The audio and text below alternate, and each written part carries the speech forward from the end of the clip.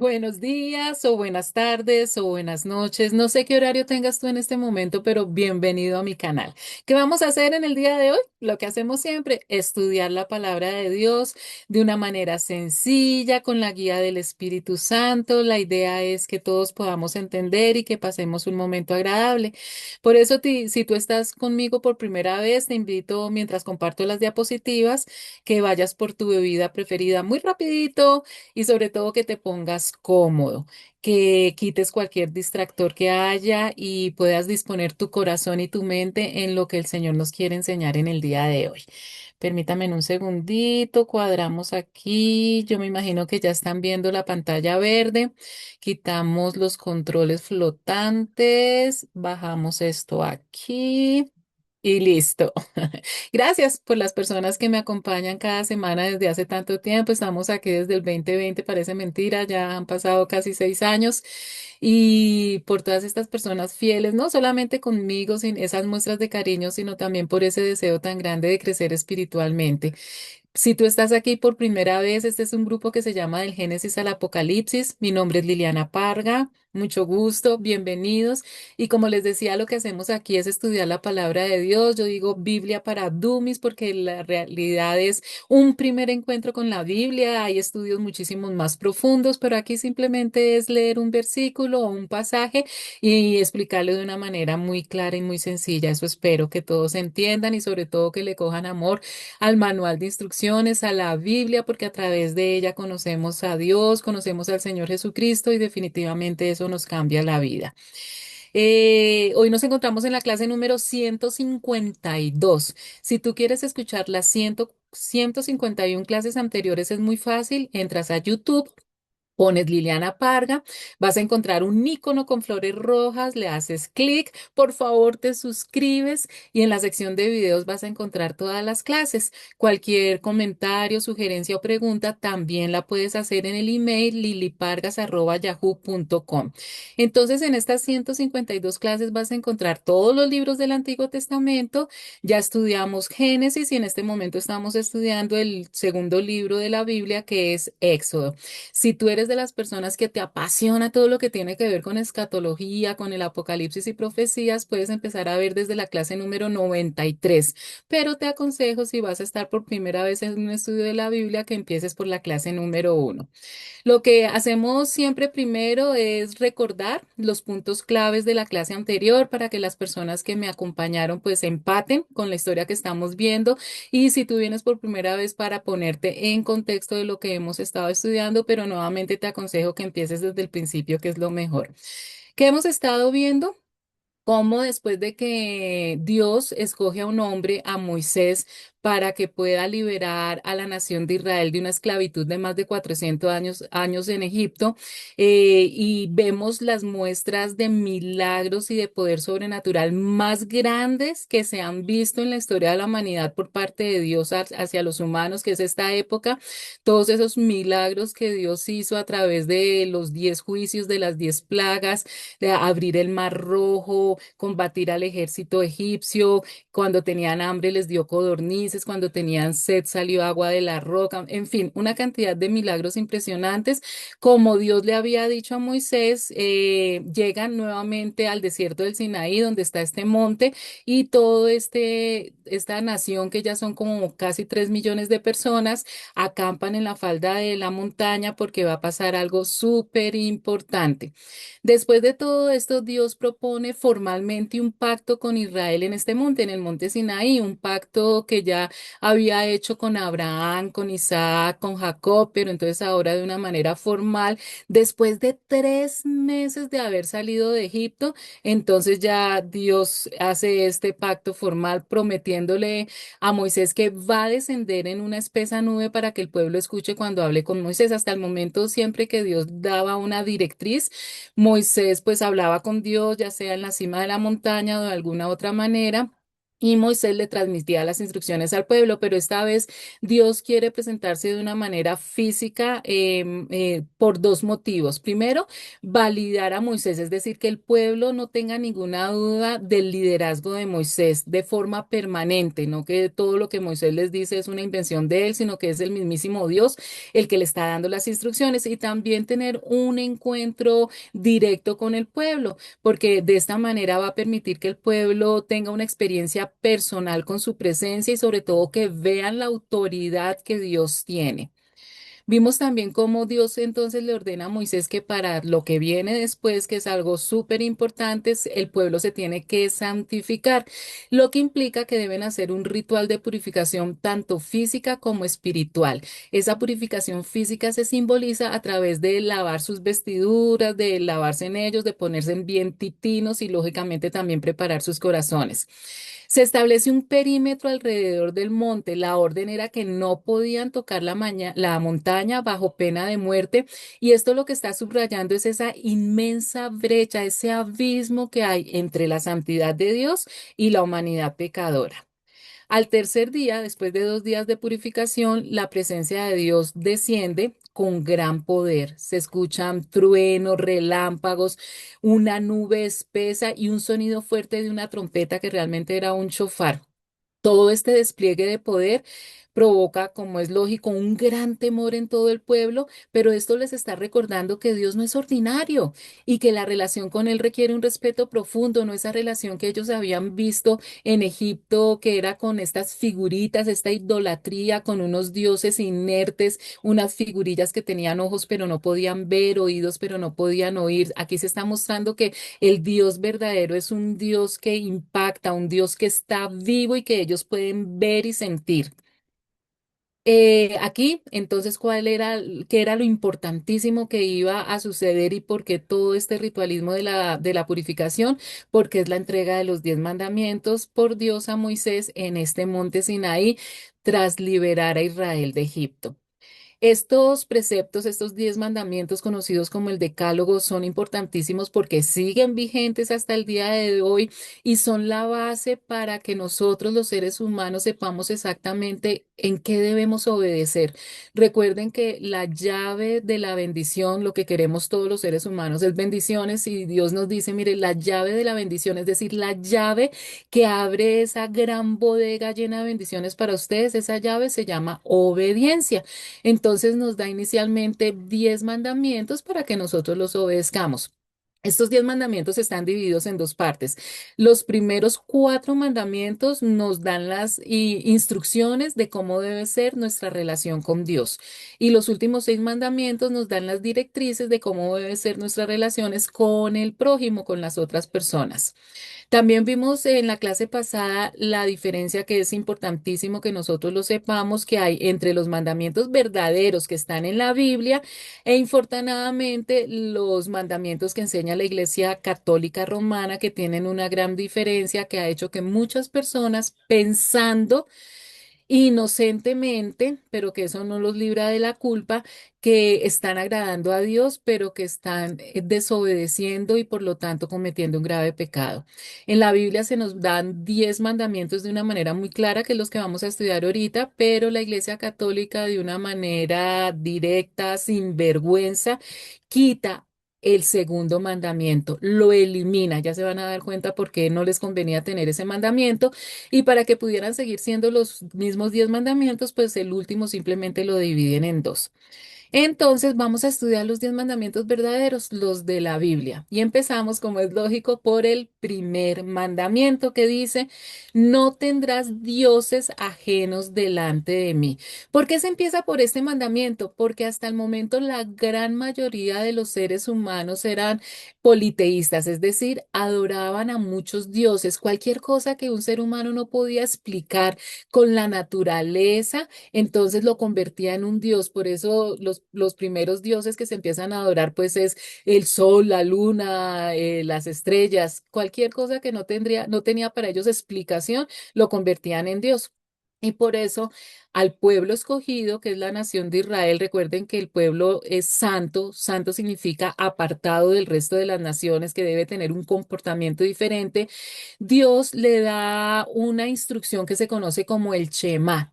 Está en Deuteronomio capítulo 6 versículos del 4 al 9 que dice, escucha Israel, el Señor es nuestro Dios, solamente el Señor.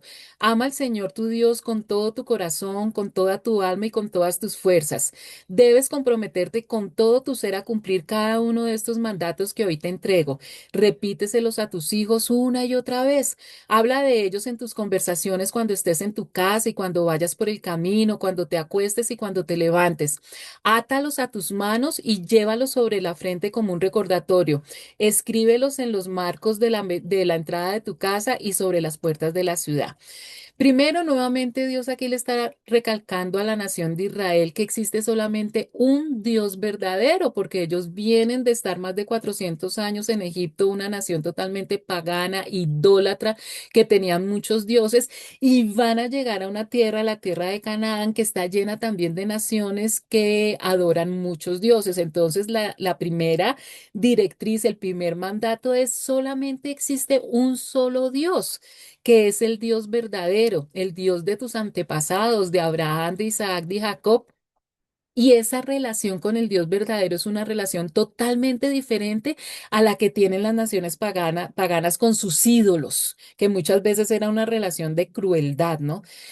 No, aquí tienes una relación con Dios de una manera íntima y personal, y por eso esa relación se debe transmitir de generación en generación. Tus hijos tienen que aprender que es un Dios verdadero, que aunque ese espíritu es real y está al alcance de nosotros, y nosotros tenemos que acercarnos a Dios de manera íntima y personal. Y por eso todos los días debemos recordarnos que existe este Dios, que Él está dispuesto a ayudarnos, a amarnos, y por eso en todo momento la única manera de nosotros demostrarle amor a ese Dios verdadero es a través de la obediencia. Entonces, todas estas instrucciones, todos estos mandamientos que Dios va a empezar a darle al pueblo, la primera instrucción que Dios le dice es, tienen que estar recordándolos, recordándolos todos los días, para que puedan tener esa relación sana, verdadera e íntima con Dios. Y para eso tienes que tenerlos en tus manos, tienes que tenerlos en tu mente, en tus casas. Aquí Dios está hablando de una manera simbólica.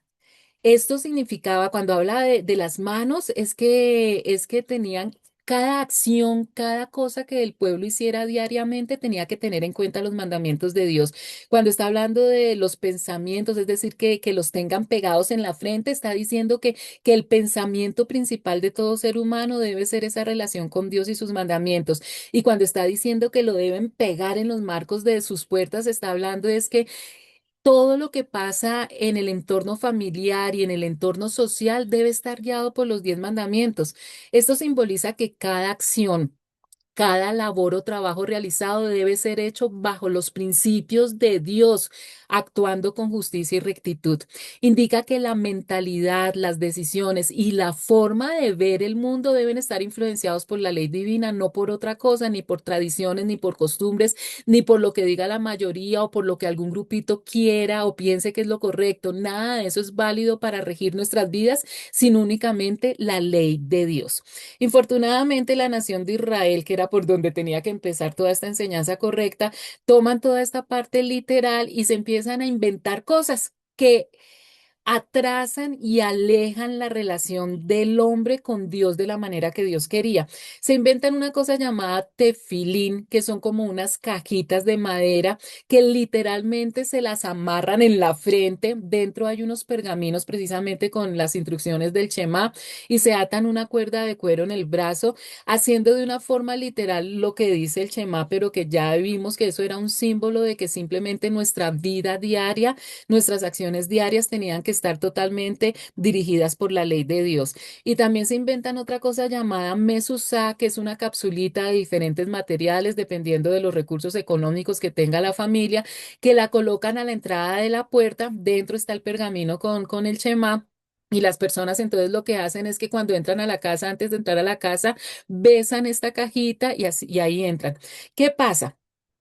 que todas estas tradiciones religiosas van apartando a las personas de la relación íntima y personal que deben tener con Dios, que era lo que Dios quería inicialmente a dar estos mandatos. Entonces las personas piensan que con únicamente ponerse en la cajita en la frente o la cuerda en el brazo o besar esta capsulita antes de entrar a la casa, ya estaban cumpliendo con el mandato de Dios y no importaba lo que hicieran entre semanas, si eran malos padres, malos trabajadores, malos jefes, con cumplir estos rituales religiosos pensaban que ya estaban cumpliendo con el mandamiento y infortunadamente eso aleja totalmente la relación correcta que Dios quiere con los hombres.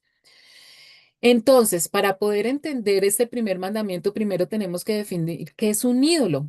Un ídolo es algo que es más importante para usted que Dios. Ya el mandamiento nos dice que lo más importante que nosotros debemos tener en nuestra vida es la relación con Dios, Dios. Entonces, cualquier cosa que ocupe el lugar de Dios se convierte en un ídolo. Cualquier cosa que cautive su corazón y su imaginación más que Dios. Cualquier cosa que espere que le que le proporcione lo que solamente Dios puede darle. Si tú crees que la paz, la justicia y la felicidad la puedes encontrar en cualquier cosa, circunstancia o persona diferente a Dios, estás muy equivocado y eso donde tú pones tu esperanza para tener felicidad, justicia y amor, eso se convierte en tu Dios. Entonces, pues por lo general, lo más obvio cuando nosotros hablamos de idolatría, estamos hablando de todas estas figurillas creadas por la mano del hombre, que están en muchísimas religiones, en la mitología griega, en la mitología romana, en la mitología de la India, que son politeístas, tienen más de 3.000 millones de dioses. Recuerdan que hablábamos que tienen inclusive un templo a las ratas. Lógicamente, todas las figurillas que tienen que ver con la Iglesia Católica Romana, budismo, bueno, en fin, esta es la forma más burda y más directa de saber que hay idolatría. Cuando se construye un ser humano, construye con sus manos alguna figura y se le empieza a adorar, se le empieza a pedir. Pero también existen otros ídolos más sutiles que a veces pasamos inadvertidos y pensamos que no estamos yendo tras este mandamiento de adorar a Dios sobre todas las cosas.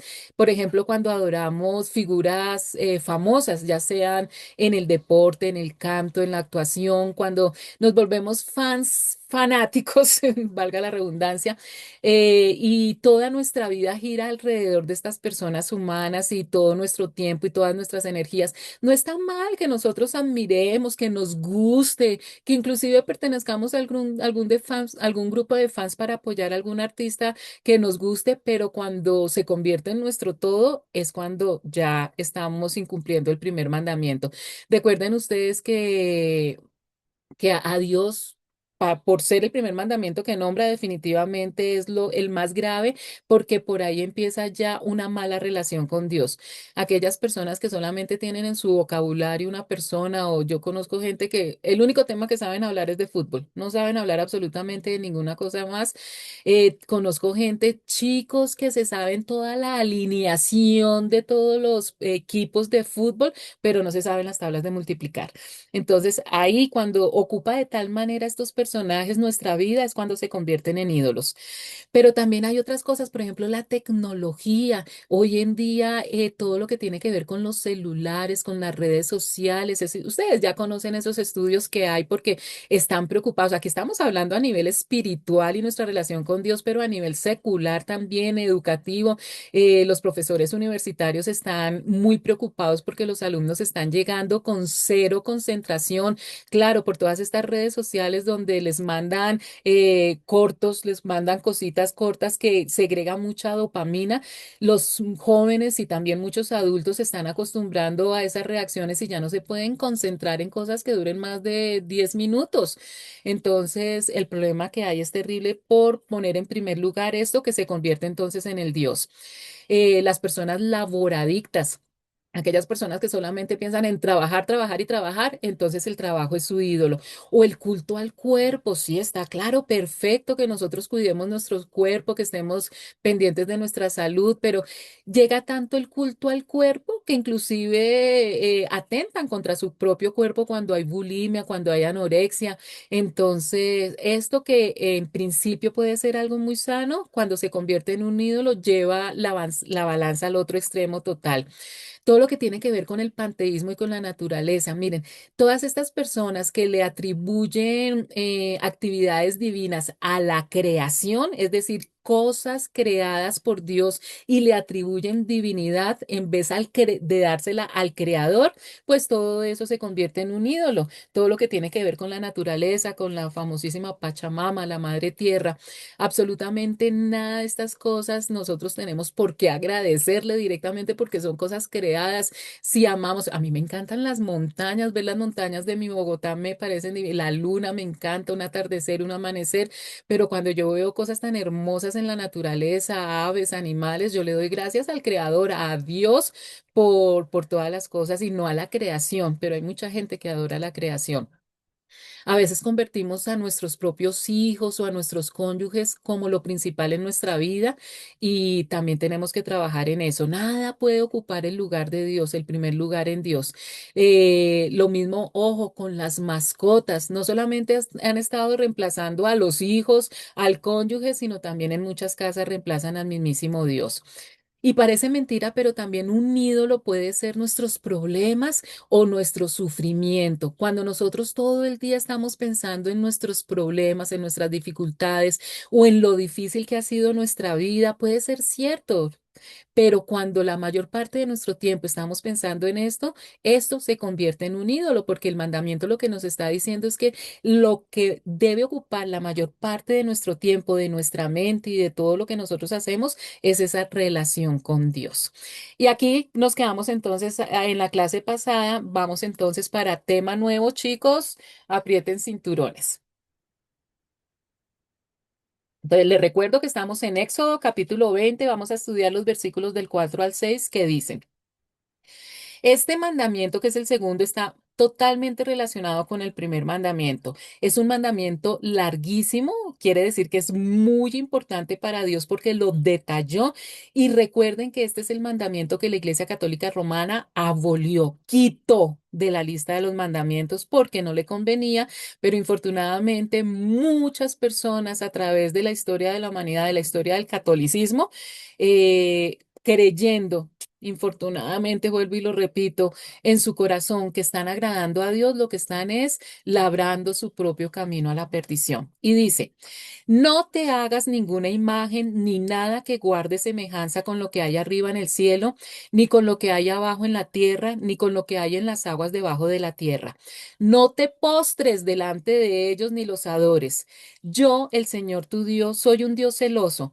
Cuando los padres son malvados y me odian, yo castigo a sus hijos hasta la tercera y cuarta generación. Por el contrario, cuando me aman fielmente y cumplen mis mandamientos, les muestro mi amor por 1000 generaciones. La mayoría de los mandamientos siempre nos van a decir qué vamos a perder si no lo cumplimos y qué vamos a ganar si lo cumplimos. Y este es uno de los mandamientos que de una manera más clara y sobre todo más cruda, Dios nos está advirtiendo qué pasa si no cumplimos este mandamiento. Primero tenemos que tener en cuenta, y esto nos da la importancia de este mandamiento, que para Dios los padres que no cumplan este mandamiento y que no se los enseñen a sus hijos de manera correcta, para Dios son personas malvadas y son personas que están demostrando que odian a Dios. Miren esto tan grave, chicos, es que esto es importantísimo que lo tengamos claro. Si tú eres una de las personas que ni siquiera sabías que este mandamiento existía y que lo has estado incumpliendo, tranquilo, simplemente pídele perdón a Dios sinceramente, arrepiéntete, Dios te va a perdonar y empieza a cumplir este mandamiento. Entonces, lo primero es que cuando tú estás incumpliendo este mandamiento, ante Dios eres una persona malvada y le estás diciendo a Dios que lo odias. Yo sé que la intención de tu corazón cada vez que tú haces algo es decirle a Dios, te amo, Señor, pero cuando incumples este mandamiento, estás diciéndole a Dios, te odio, Señor.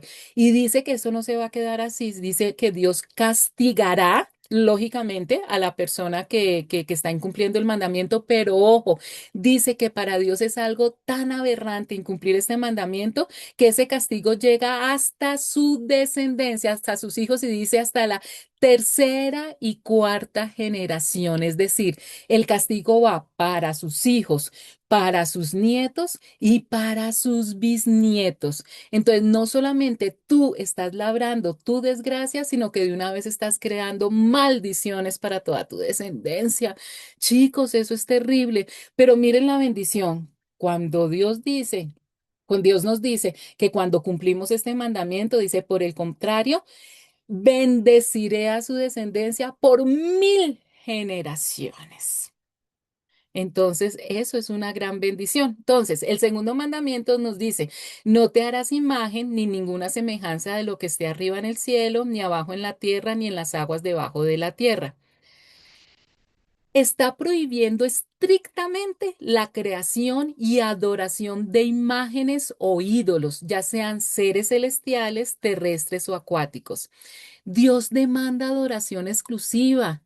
Nos está advirtiendo que su naturaleza espiritual y por lo tanto no puede estar representada ni en cuadros ni en figuras y que tal idolatría conlleva graves consecuencias. Pero también está ofreciendo una inmensa misericordia y una bendición a quienes lo aman y lo obedecen. Dicen bendiciones por 1000 generaciones.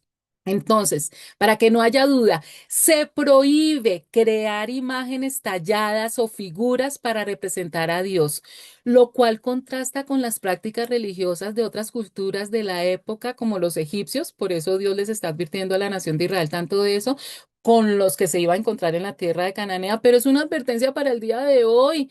2000, 3000 años después todavía se sigue haciendo la misma práctica. Esto se debe a que Dios es un espíritu inmaterial, Dios es espíritu y Él quiere que lo adoremos en espíritu y en verdad, que no hagamos cosas con nuestras manos para después adorarlas.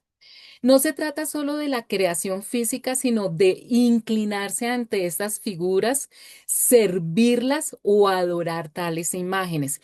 Dios exige exclusividad cuando dice, yo soy el Señor tu Dios, por eso el primer mandamiento, y describe esta actitud como celoso, lo que significa que no comparte su gloria con falsas deidades. Ya les explico qué es esto de celoso. Entonces, esto que acabamos de pasar hace poco de la Semana Santa, esto es muy propio entonces de los países que empiezan a practicar, pues ahí todas las naciones politeístas que adoran también imágenes, pero sobre todo todo lo que viene de la Iglesia Católica Romana. Infortunadamente, estos países, especialmente de Latinoamérica, que crecieron, nacieron con esta influencia de la Iglesia Católica Romana, pues han venido practicando esta idolatría por mucho tiempo y nos vamos a dar cuenta que la palabra de Dios se cumple siempre. Entonces, esta adoración de imágenes, esta veneración, este pedirle a estas imágenes, ya saben, ustedes no tienen excusas, chicos, de ahora en adelante, si ustedes no lo sabían, que es abominable a los ojos de Dios. Y la idolatría no solamente afecta a la persona que la practica, sino también a toda la relación familiar con consecuencias que pueden perdurar por generaciones. Por el contrario, Dios promete un amor leal y constante por 1000 generaciones a quienes lo aman y obedecen sus mandamientos. Acá cuando está diciendo que Dios es celoso, no está hablando de los celos humanos, que son el resultado del pecado. Los celos de Dios son motivados por su santidad, su amor y su deseo de mantenernos seguros en nuestra relación con Él. Es decir, que lo que Dios quiere es que no suframos las consecuencias por pecar, por no cumplir con este mandamiento. Entonces, chicos, la idolatría tiene graves consecuencias. Y ya sabemos que no se refiere únicamente a imágenes, sino cualquier cosa, persona o circunstancia que ocupe el primer lugar en nuestra mente y en nuestro diario vivir. Ahora, todos estos países que hemos tenido esa herencia de la Iglesia Católica Romana con toda esa idolatría incluida, fíjense en ustedes, es muy fácil comprobar que la palabra de Dios se cumple al 100%. Son países que son llamados países del tercer mundo porque nunca han podido desarrollarse de la manera correcta. Primero por la violencia que siempre nos ha caracterizado, por todo lo que tiene que ver con la droga, y por la pobreza. Por el contrario, dice Dios, cuando me aman y cumplen mis mandamientos, les muestro mi amor por 1000 generaciones. Y eso lo vemos en los países con mejor calidad de vida del mundo, que son aquellos países que nacieron con esa herencia protestante. Entonces, le duela el que le duela, la verdad la vemos ahí, chicos. Miren la historia de los países que llamamos de primer mundo y se van a dar cuenta que su influencia espiritual vino de un conocimiento claro directamente de la Biblia, sin que intervinieran tradiciones ni costumbres y malas interpretaciones, y donde los mandamientos los empezaron a aprender como son y abolieron totalmente esto de la idolatría, nunca la tuvieron. Pero los países que siguieron la herencia de idolatría son países del tercer mundo que infortunadamente han traído todas estas consecuencias hasta la cuarta generación. Seguimos todavía eh, em, sufriendo por las consecuencias de este pecado. Vamos para el versículo 7. No uses el nombre del Señor tu Dios en vano. Yo, el Señor, no tendré por inocente a quien se atreva a usar mi nombre en vano. Aquí estamos hablando ya entonces del tercer mandamiento que nos habla de que no podemos tomar el nombre de Dios en vano. Esto significa usar el nombre de Dios cualquiera, o sea, el mismo Dios, Yahvé, Jehová, Jesús. Recuerden que Jesucristo es Dios de manera superficial, de manera falsa, frívola o blasfema. Se prohíbe hacer juramentos falsos o inútiles invocando a Dios, práctica común para dar veracidad en los juicios. Implica que el nombre de Dios representa su carácter, representa la autoridad de Dios y sobre todo su santidad. Por lo tanto, deshonramos a Dios cuando estamos deshonrando su nombre. Incluye el uso de blasfemia, maldecir usando a Dios, promesas falsas hechas bajo juramento o llevar el nombre inclusive de cristiano sin vivir de acuerdo con sus enseñanzas. Por ejemplo, los españoles, bueno, no puedo generalizar, ¿no es cierto? Pero infortunadamente hay un grupo grande de españoles que cuando dicen groserías, meten el nombre de Dios dentro de la grosería. Están incumpliendo este mandamiento. La advertencia de que Dios no dejará sin castigo resalta la seriedad de este mandato, indicando que el uso irrespetuoso de su nombre es una falta grave contra su dignidad. En resumen, este mandamiento no solo se refiere a evitar malas palabras, sino a honrar a Dios en el habla y en la conducta, reconociendo su santidad en todo momento. Recuerden que estos primeros cuatro mandamientos, vamos en el tercero, nos está dando instrucciones de cómo debemos relacionarnos con Dios. Entonces ya aprendimos que solo existe un Dios verdadero, nos dice que no podemos hacernos imágenes de ese Dios ni adorarlas y nos está diciendo que nosotros debemos honrar el nombre de Dios. Vamos para versículos del 8 al 11. Acuérdate del día sábado para santificarlo. Trabaja 6 días y haz en ellos todo lo que tengas que hacer, pero el día séptimo será un día de reposo para honrar al Señor tu Dios. No hagas caso en ese día. No hagas en ese día ningún trabajo, ni tampoco tu hijo, ni tu hija, ni tu esclavo, ni tu esclava, ni tus animales, ni tampoco los extranjeros que vivan en tus ciudades. Porque en 6 días hizo el Señor los cielos y la tierra, el mar y todo lo que hay en ellos y descansó el séptimo día. Por eso el Señor bendijo y consagró el día de reposo.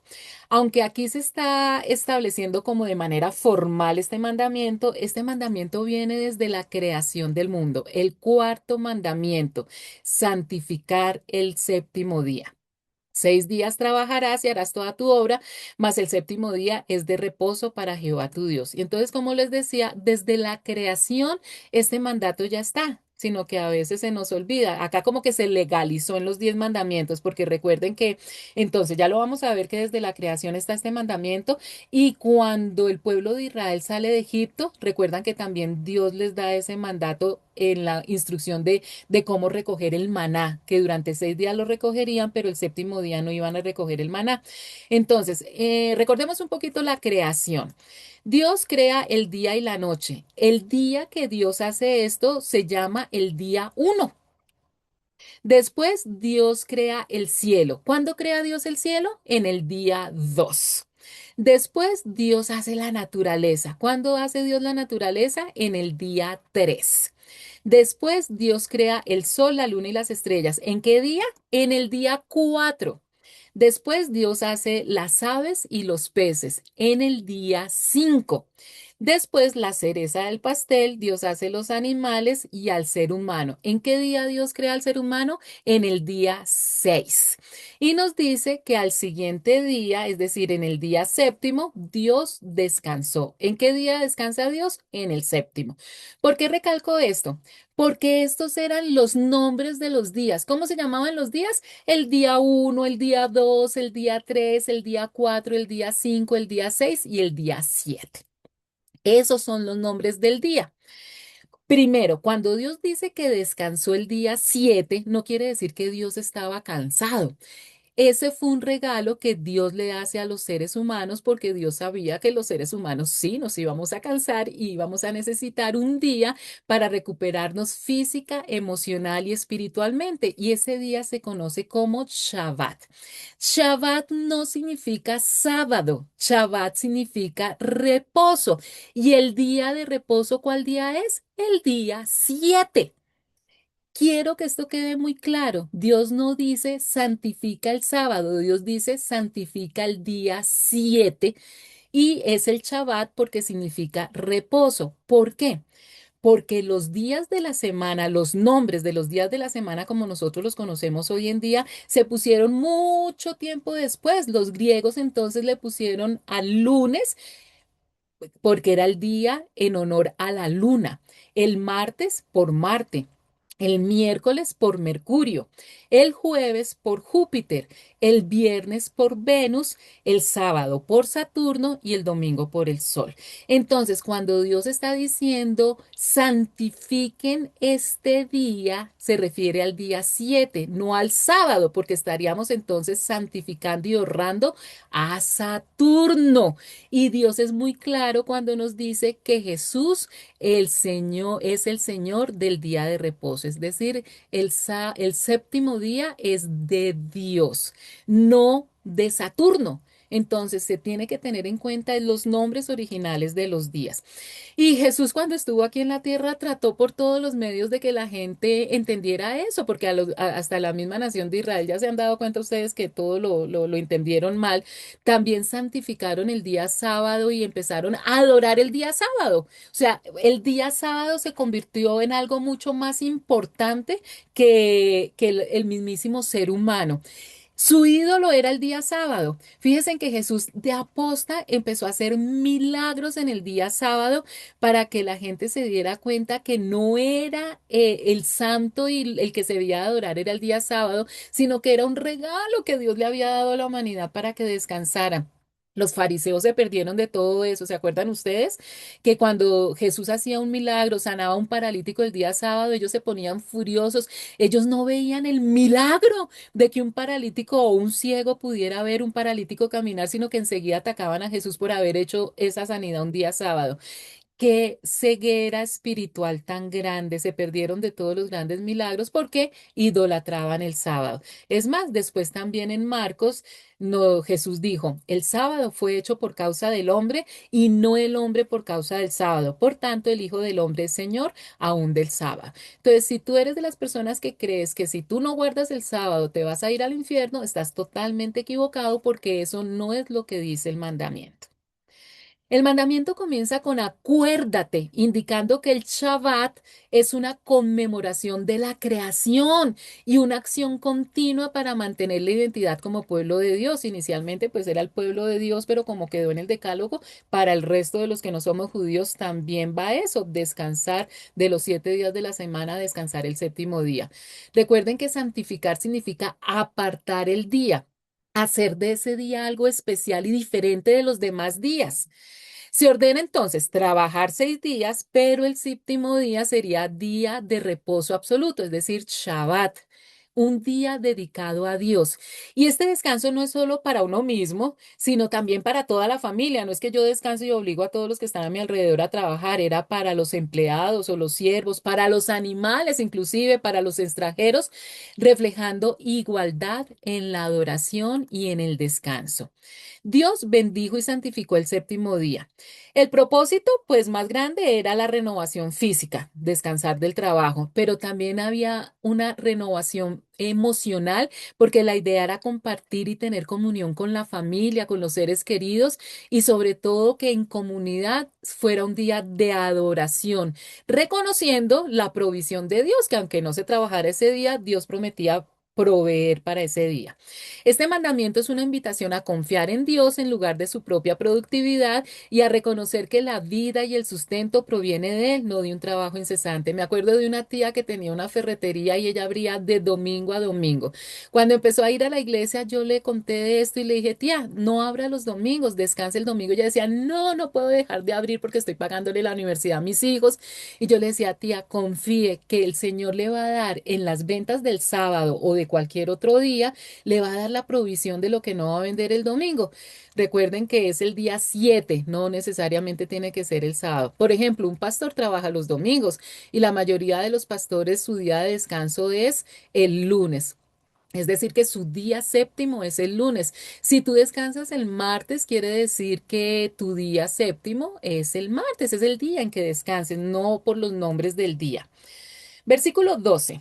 Honra a tu padre y a tu madre para que disfrutes de una larga vida en la tierra que te da el Señor tu Dios.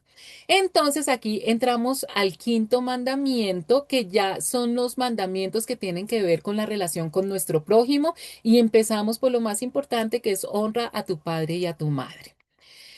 Esta palabra honrar que viene del hebreo significa dar peso o dar importancia, lo que significa tratar a los padres con estima, con respeto y con cuidado.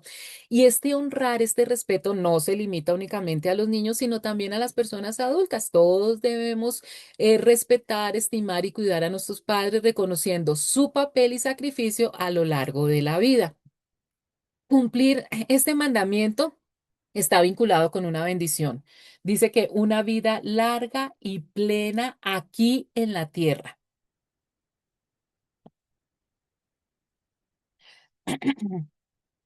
Tiene entonces una bendición implícita, lo cual subraya la importancia de la estructura familiar. Dios, la institución del matrimonio y de la familia fue inventada por Dios y Dios quiere mucho la institución y está haciendo todo eso para que haya ese amor dentro de la familia. Este es un mandato de carácter eterno que aplica a todos los hijos respecto a sus padres biológicos, lógicamente, o cualquier adulto que ejerció ese rol. Si tú fuiste adoptado o creciste con tíos o con otro tipo de parientes o cualquier persona que cumplió ese rol. Ahora, habla de padres en general. Aquí no está hablando de los padres que fueron buenos contigo, de los padres que te cuidaron, que te amaron, que te proveyeron. Este es uno de los mandamientos bien difíciles de cumplir porque infortunadamente, aunque ustedes no lo crean, hay un porcentaje muy alto de padres, padres y madres, y sobre todo padres, que han sido pésimos padres, que la mayor cantidad de lágrimas que ha derramado una persona ha sido por culpa de sus padres. Entonces, cumplir este mandamiento es bien difícil, pero aquí Dios no hace diferencia. Si tus padres fueron buenos, hónralos. Si tus padres fueron malos, no. Sino aquí dice, padres y madres, no importando lo que ellos hayan hecho. Entonces, por eso entiendo lo difícil que es. Pero más que un deber obligatorio, la honra es una expresión de amor, de gratitud y de piedad filial para aquellos que no tuvieron buenos padres, pero que al menos hay que agradecerles el que nos hayan dado la vida. Yo entiendo porque he hablado con muchas personas y sé que no es tan fácil este mandamiento cuando no se han tenido buenos padres, pero la bendición es grande y cuando se nos dificulta este mandamiento, pues hay que pedirle mucho a Dios que nos dé ese amor y esa paciencia para poder cuidar a padres que no fueron buenos padres. Sigamos. Versículos 13 al 15. Aquí vamos a reunir tres mandamientos que son cortos e importantes. No mates, no cometas adulterio y no robes. Aquí se establecen tres pilares que tienen que ver con la ética y que son fundamentales para la convivencia humana. No matarás, no cometerás adulterio y no robarás. Estos mandamientos están protegiendo la vida, la integridad familiar y el fruto del trabajo, reflejando el carácter santo de Dios y su deseo de orden, respeto y amor hacia el prójimo. O sea, cumplir estos mandamientos no solamente nos aseguran familias hermosas, sino sociedades donde se tengan vidas agradables, calidad de vida. Entonces, empecemos por el sexto mandamiento que es no matarás. Y aquí siempre ha habido mucha controversia porque esto significa proteger la vida humana creada a imagen de Dios. Y muchas personas dicen, ah, pero ¿cómo en el Antiguo Testamento el mismo Dios mandó a tantos hombres a que aniquilaran totalmente poblaciones enteras? Bueno, chicos. Acuérdense ustedes que los idiomas originales en que se escribió la Biblia, cuando se hacen las traducciones, a veces no se explica de manera profunda lo que el idioma original nos quiere decir. Aquí hay que hacer una gran diferencia. No se refiere a cualquier muerte, sino al asesinato intencional y la violencia injustificada. Es decir, hay una diferencia entre matar y asesinar. Se debió traducir que el mandamiento como no asesinarás. Cuando se está hablando de asesinato, se está hablando de quitar la vida humana con premeditación y alevosía. Es decir, cuando se planifica porque hay unos deseos malvados de cualquier motivación malvada y de una manera con ira y con odio, quitarle la vida a una persona. Veamos un ejemplo para que lo entiendan un poquito más. Porque una de las preguntas que también hacen mucho es, nosotros los cristianos podemos prestar servicio militar, podemos ir a una guerra cuando la nación lo exige, y aquí vemos claramente cuándo es matar y cuándo es asesinar. Veamos la Segunda Guerra Mundial. Un país llamado Alemania, o bueno, el ejército de un país, Alemania, con otros que se le unen, de una manera con premeditación y alevosía, sin ningún otro motivo sino la codicia y la maldad, empiezan a invadir y a matar personas de otros países. Este país que es el que ataca están asesinando y están incumpliendo el mandamiento. Lógicamente, los países que están siendo invadidos también hacen una alianza y sus ejércitos empiezan a defenderse, y en esa conflagración, en esas batallas, pues también matan a otras personas. Los de los países aliados están matando para defenderse, no están incumpliendo el mandamiento. Lo mismo pasa con una persona cuando en defensa propia le quita a otra persona. Aquí no lo está haciendo con premeditación y alevosía, sino por mera defensa. ¿Ya entienden entonces la diferencia?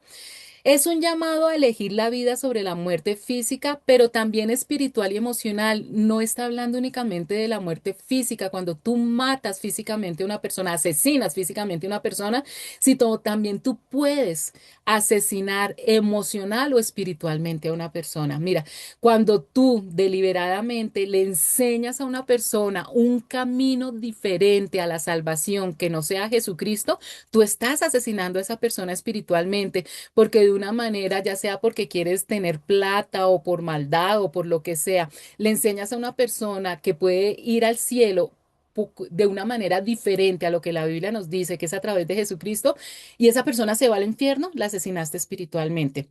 Y cuando tú puedes también matar, asesinar a una persona emocionalmente, cuando la destruyes en su integridad con tu vocabulario. Hay padres que asesinan a sus hijos por la manera como los tratan, como los denigran, como los maltratan, los maldicen. Ahí también hay un asesinato emocional. Entonces, hay que tener en cuenta también eso. El séptimo mandamiento es el de no cometer adulterio. Aquí lo que se quiere es proteger la fidelidad en el matrimonio y la unidad familiar. Implica el respeto por el pacto conyugal y en un sentido amplio se extiende a evitar cualquier tipo de inmoralidad sexual. Chicos, pongan atención. Nosotros no podemos tapar el sol con una mano ni podemos hacer de esto un tema tabú, sino tenemos que hablarlo con claridad.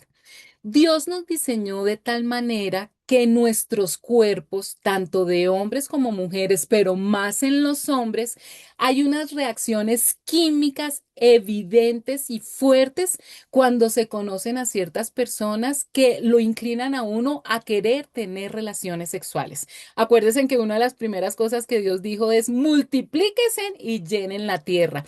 Eso está en nuestros cuerpos. Dios desde un principio quería que hubiera esas relaciones sexuales para llenar toda la tierra de personas, seres humanos haciendo seres personas, y por eso hizo tan agradable la manera de reproducirnos. Eso es algo que está en nuestro ser física y químicamente. Cuando se dan ciertas circunstancias químicas y un hombre conoce a una mujer, se empiezan a sentir cosas físicas. Entonces, esas mariposas en el estómago, esa aceleración del corazón, esos corrientazos, todo eso son reacciones químicas que incitan y llevan a la persona a querer tener relaciones sexuales. Ese instinto está también en los animales. Un animal simplemente en cierta época del año entra en celo y los machos persiguen a las hembras para que hagan lo que tienen que hacer y así llenar la tierra también de los animales que necesitamos. Pues ese instinto primitivo y animal lo tenemos los seres humanos y repito, más en los hombres que en las mujeres. Entonces, como nosotros los seres humanos fuimos creados a imagen y semejanza de Dios, pues tenemos que ir más allá de ese instinto primitivo natural de querer tener relaciones sexuales. ¿Sea? ¿Sí? ¿Ya entienden, chicos? Nosotros estamos por encima de ese instinto primitivo. Necesitamos la ayuda del Espíritu Santo y eso implica respetar el pacto conyugal. El hecho de que nosotros nos casemos no quiere decir que ese instinto se acabe, no, eso va hasta que la muerte llegue a nosotros, porque muchas personas también piensan que con la edad ese instinto se pierde. No, no todo el mundo, algunas personas sí, ese instinto se va calmando, pero no siempre. El corazón sigue igual de joven, el cerebro y todo eso, y esas reacciones químicas y esos deseos siguen plenos. Entonces, la diferencia de nosotros los seres humanos y más de los cristianos es estar por encima de esos instintos primitivos y honrar el pacto matrimonial con la fidelidad, que a eso se refiere este mandamiento, que es lo mismo entonces que adulterio o infidelidad. ¿Y qué significa? Relaciones sexuales con otra persona diferente al cónyuge. No son fáciles. Si fueran fáciles, estos mandamientos no estarían de esta manera detalladas en un decálogo y no tendrían tantas bendiciones cuando los logramos cumplir. ¿Listo?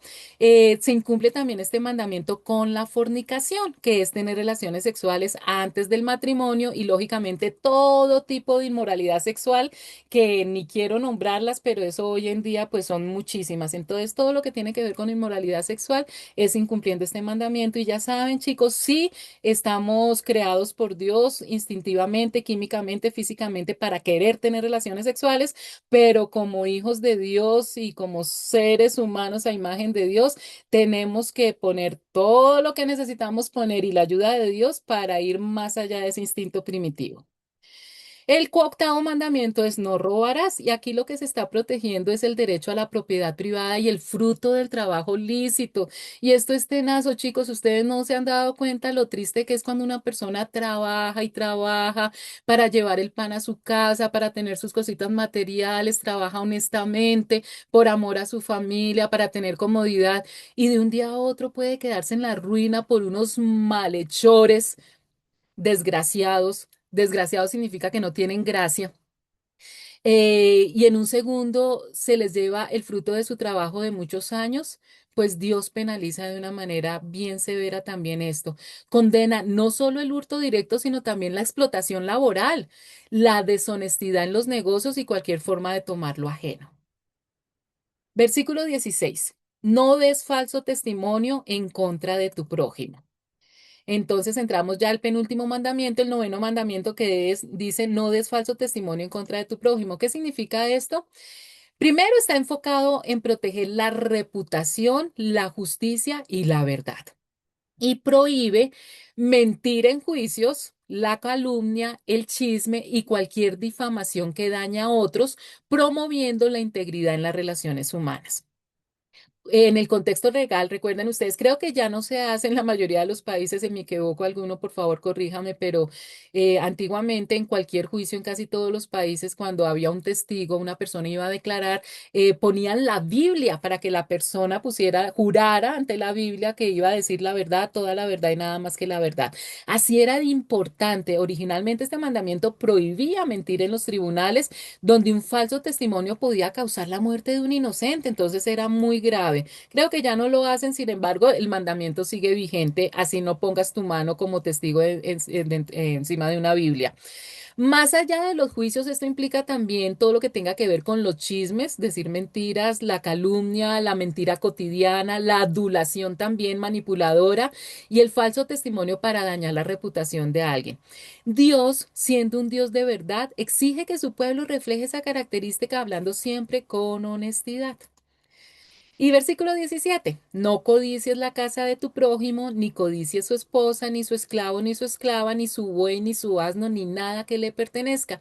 Este es el 10.º mandamiento que habla sobre la codicia y que también es larguito y que la Iglesia Católica Romana fue el que dividió en dos para completar los 10 cuando quitó el segundo mandamiento. Aquí nos está hablando de esos deseos egoístas, envidiosos, un deseo excesivo de posesiones de la familia o de la vida del prójimo. Y fíjense en que a diferencia de los otros mandamientos que regulan acciones externas, este se enfoca en la raíz interna del pecado en el corazón. Es decir, este pecado nace en el corazón. Ojo, no se trata de desear cosas legítimas como el matrimonio o bienes propios, el uno decir, ve, tan bonita, bonito el carro que compraste, la casa que compraste, me encanta tu hogar. Eso no quiere decir que uno esté en contra de este mandamiento. Es cuando uno desea las cosas de la otra persona, tenerlas uno y que esa persona no las tenga. Es un deseo desordenado que envidia lo que pertenece a otro y busca arrebatárselo. La codicia es la raíz de otros males, porque la codicia lleva a que la persona robe o que asesine o que cometa adulterio cuando desea la mujer del prójimo. Este mandamiento busca controlar los deseos internos antes de que se conviertan en acciones destructivas. Entonces, acabar de raíz, o sea, tú tienes en el corazón, en la mente ese pensamiento de desear algo, pero hay que pararlo ahí porque eso te lleva a pecados mayores. Esa lista que da el mandamiento de no codiciar la casa, la esposa, los siervos, el buey o el carro hoy en día, enfatiza no desear nada que le pertenezca al prójimo. Dios busca con este mandamiento transformarnos desde el interior, no solamente que sea una obediencia externa. Este evangelio, estas buenas noticias cambian el corazón para generar contentamiento. Es decir, lo que Dios nos está pidiendo es, si tú te parece muy chévere lo que tiene tu prójimo, pues trabaja para obtenerlo, para que tú tengas también lo mismo, o conténtate con lo que tienes. Versículos 18 al 21. Ante ese espectáculo de truenos y relámpagos, de sonidos de trompeta y de la montaña envuelta en humo, los israelitas temblaban de miedo y se mantenían a distancia. Así que suplicaron a Moisés: háblanos tú y te escucharemos. Si Dios nos habla, seguramente moriremos.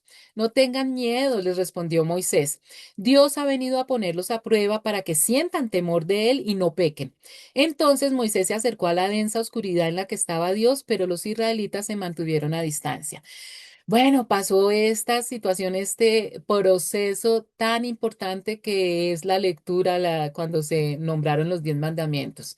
Y aquí se está describiendo la reacción de temor, también de reverencia del pueblo de Israel ante la imponente presencia de Dios en el Sinaí tras escuchar los 10 mandamientos. Recuerden que cada vez que Dios hablaba se escuchaban truenos, relámpagos, sonidos del chofar potente. El pueblo sintió miedo, pensó que se iban a morir y por eso le piden a Moisés que sea su mediador. Aquí están evidenciando la necesidad de un intermediario entre la santidad de Dios y la fragilidad humana, ese abismo que hay entre la santidad de Dios y el pecado humano y le están diciendo a Moisés, por favor, sé tú. Moisés explica que Dios se manifestó de esta manera tan potente, no para destruirlos, sino para probarlos y para que en medio de su temor ellos no pequen, para que vean que Dios es un Dios de justicia y que si es un Dios justo, la injusticia y el pecado se tienen que castigar, es decir, para que se den cuenta que no es cualquier cosa pecar. Esta escena subraya la santidad de Dios y la necesidad de un mediador para acercarse a Él. Es tanta la santidad de Dios que definitivamente necesitamos un intermediario. En el Antiguo Testamento todo esto produjo medio y bajo la gracia, pues entonces Moisés fue el mediador, el intermediario. Pero en este momento que estamos en la etapa de la gracia, nosotros tenemos un intermediario, al Señor Jesucristo y al Espíritu Santo. Versículos 22-26 ya para terminar. El Señor ordenó a Moisés: diles lo siguiente a los israelitas: ustedes mismos han oído que les he hablado desde el cielo. No hagan dioses de plata o de oro para adorarlos como a mí. Háganme en un altar de tierra y ofrézcanme sobre él sus holocaustos y sacrificios de comunión, sus ovejas y sus toros. Yo vendré al lugar donde les pida invocar mi nombre y los bendeciré. Si me hacen un altar de piedra, No lo construyan con piedras labradas, pues las herramientas profanan la piedra. Y no pongan escalones a mi altar, no sea que al subir se les vea la desnudez. Las últimas instrucciones. Dios reitera que han visto cómo les ha hablado desde el cielo y prohíbe nuevamente de una manera estricta que se hagan figurillas, que se hagan dioses de oro y de plata, porque la adoración no debe ser visual ni material, sino que se debe centrar en la fe, en la verdad divina, no en imágenes que pretende representar a Dios. Y Dios les hace nuevamente este énfasis porque infortunadamente 40 días después, después de ver esos truenos, esos relámpagos, esa santidad de Dios, de escuchar estas directrices, esos mandamientos de manera tan clara y concisa, un mes después, un poco más de un mes, ya ellos estaban construyendo un becerro de oro y estaban adorándolo como Dios. Es impresionante ese corazón tan duro de esta nación de Israel, que nosotros no caigamos también en eso. Entonces Dios dice, bueno, yo sé que ustedes los seres humanos necesitan tanto algo material para poder acercarse conmigo, hacia mí es difícil adorar a un Dios totalmente espiritual y por eso dice, háganme altares, pueden construir altares de tierra o de piedra natural sin labrar con herramientas. O sea, lo que Dios quiere es que los altares los materiales que se utilicen en los altares se utilicen materiales creados por Dios, que en ningún momento sea la mano creadora del ser humano el que intervenga en esos altares, sino que se utilicen las cosas que Dios ya ha creado, que porque esa adoración no puede depender de la sofisticación humana, sino de la sencillez y la gloria de Dios. Entonces, eso que tenemos mucho de esas grandes catedrales, de esas iglesias que arquitectónicamente son bellísimas, con todo ese arte por dentro, esos lujos, ¿no? En pinturas, en esculturas, oro. A Dios no le agradan. Es más, están totalmente en contra del mandamiento de Dios. A Dios le gustan las cosas sencillas. Dios promete que en todo lugar donde recuerden su nombre, Él vendrá y los bendecirá, lo que subraya que la presencia de Dios no está limitada a un solo lugar físico, sino donde su palabra es respetada. Entonces, fíjense en ustedes que muchas de las cosas que muchas personas que aman a Dios están haciendo hoy en día realmente están en contra de los mandamientos de Dios. Entonces, es el momento de si tú conoces gente así, que les hables de todo esto, porque en vez de estar agradando a Dios, están labrando su propio camino a la perdición. Se prohíbe subir al altar por gradas para evitar que los sacerdotes quedaran expuestos indecorosamente. Es decir, el Señor dice, no me gustan los lugares altos. Subir escaleras, subir a una montaña donde hay iglesias, donde hay cruces para que me adoren, no me gusta eso. Esto simboliza la humildad necesaria ante Dios, quitando el énfasis en la pompa o la espectacularidad humana en el culto. En resumen, este pasaje busca diferenciar la adoración a Dios de la idolatría de las naciones vecinas, fomentando un culto humilde, espiritual y centrado en Dios, no en el hombre ni en las cosas que el hombre crea. Más claro, chicos, no canta un gallo. Así que esto es un tema súper importante. Espero que se le hayan quitado vendas a muchas personas para que empiecen a adorar a Dios de la manera correcta. Y chicos, dejamos entonces aquí, por favor, compartan estas clases. Vuelvan a oírlas, denles por favor el like para que por favor YouTube las mueva más rápido y lleguen a más personas y oremos los unos por los otros, que tengan una semana hermosa, llena de bendiciones, salud, dinero y amor, cogiditos de la mano del Señor Jesucristo. Chao.